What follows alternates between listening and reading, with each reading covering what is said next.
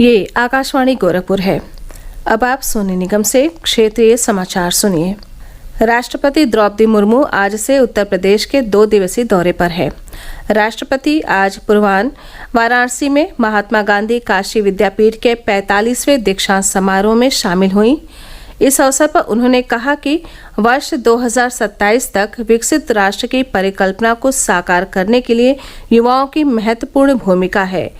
उन्होंने इस बात पर खुशी जताई कि आज समाज में असमानता धीरे धीरे कम हो रही है। यही कारण है कि आज दीक्षांत समारोह में स्वर्ण पदक प्राप्त करने वाली छात्राओं की संख्या ज्यादा है। राष्ट्रपति ने कहा कि राष्ट्रीय शिक्षा नीति 2020 के अनुसार भारतीय परंपराओं से जुड़े रहकर 21वीं सदी के आधुनिक विश्व में सफलताएं अर्जित करेंगे। आज स्वर्ण पदक प्राप्त करने वाले कुल विद्यार्थियों में 78% संख्या छात्राएं, स्नातकों में लगभग 57% छात्राएं हैं तथा स्नातकोत्तर उपाधियां प्राप्त करने वाले विद्यार्थियों में लगभग 68% बेटियां हैं। मंच पर आकर पदक प्राप्त करने वाले 15 विद्यार्थियों में 11 छात्राएं हैं। उच्च शिक्षण संस्थानों में बेटियों के बेहतर प्रदर्शन में विकसित भारत और बेहतर समाज की झलक दिखाई देती है। मुझे विश्वास है कि वर्ष 2047 तक भारत को विकसित देश के रूप में स्थापित करने के राष्ट्रीय संकल्प को सिद्ध करने में महात्मा गांधी काशी विद्यापीठ के विद्यार्थियों और आचार्यों का महत्वपूर्ण योगदान रहेगा। राष्ट्रपति ने काशी के बारे में कहा कि काशी शुरू से ही सर्व विद्या की राजधानी रही है और यहाँ की संस्कृति देश दुनिया में अनूठी है। दीक्षांत समारोह में 77,692 उपाधियों का वितरण डिजी लॉकर के माध्यम से किया गया, जिसमें 16 स्वर्ण पदक राष्ट्रपति ने अपने हाथों से वितरित किए।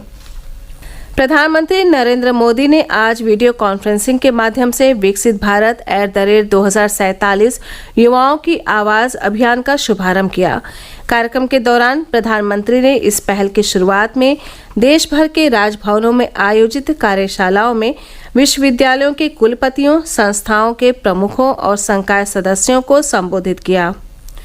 श्री मोदी ने कहा कि आज हर संस्था, हर व्यक्ति को इस संकल्प के साथ आगे बढ़ना चाहिए कि उनके हर प्रयास और कार्य विकसित भारत के लिए होगा।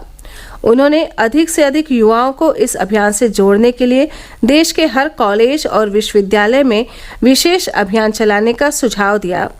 प्रधानमंत्री ने कहा कि सरकार देश के हर युवा को विकसित भारत की कार्य योजना से जोड़ना चाहती है। बलिया से मुंबई के लोकमान्य तिलक टर्मिनस के लिए सीधी रेल सेवा का शुभारंभ कल सांसद वीरेंद्र सिंह ने बलिया रेलवे स्टेशन से कामायनी एक्सप्रेस को हरी झंडी दिखाकर किया। ये ट्रेन पहले वाराणसी से रवाना होती थी, जिसका स्टॉपेज बढ़ाकर बलिया कर दिया गया है। ये ट्रेन अब बलिया से प्रस्थान करने के बाद गाजीपुर रेलवे स्टेशन पर भी रुकेगी। इससे गाजीपुर और बलिया के यात्रियों के लिए काफी सुविधा हो गई है। बलिया से मुंबई के लिए प्रतिदिन कामायनी एक्सप्रेस दिन में 12:45 पर प्रस्थान करेगी। वाराणसी के ज्ञानवापी प्रकरण में जिला जज डॉक्टर अजय कृष्ण विश्वेश की अदालत ने सोमवार को भारतीय पुरातत्व सर्वेक्षण ASI की ओर से सर्वे रिपोर्ट दाखिल न होने पर 18 दिसंबर को रिपोर्ट दाखिल करने के लिए कहा है। पिछली तारीख पर कोर्ट ने रिपोर्ट दाखिल करने के लिए 10 दिन की मोहलत दी थी। ASI ने पिछली तारीख पर कोर्ट में अर्जी देकर 3 सप्ताह और समय देने की मांग की थी। आवेदन में कहा गया था कि पुरातत्वविदों, पुरालेखविदों, रसायनज्ञों, सर्वेक्षणकर्ताओं, भूभौतिकी विशेषज्ञों आदि ने सर्वे करके महत्वपूर्ण साक्ष्य जुटाए हैं। उसकी रिपोर्ट बनाई जा रही है। GPR तकनीक से हुए सर्वे की रिपोर्ट बनाने में समय लग रहा है, इसलिए पूरी रिपोर्ट पेश करने के लिए समय चाहिए। प्रदेश सरकार कृषि यंत्रीकरण की समस्त योजनाओं के अंतर्गत कृषि यंत्र, कृषि रक्षा उपकरण, custom hiring centre, high tech hub for custom hiring, threshing floor व स्मॉल गोदाम पर अनुदान प्राप्त करने का अवसर किसानों को उपलब्ध करा रही है।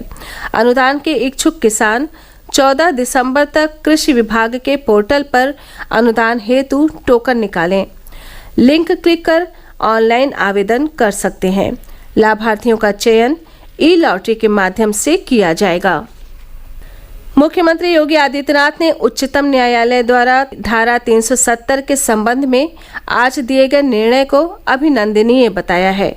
मुख्यमंत्री ने सोशल मीडिया प्लेटफॉर्म एक्स पर अपने ऑफिशियल अकाउंट के जरिए लिखा कि ये निर्णय एक भारत श्रेष्ठ भारत की भावना को मजबूती प्रदान करने वाला है।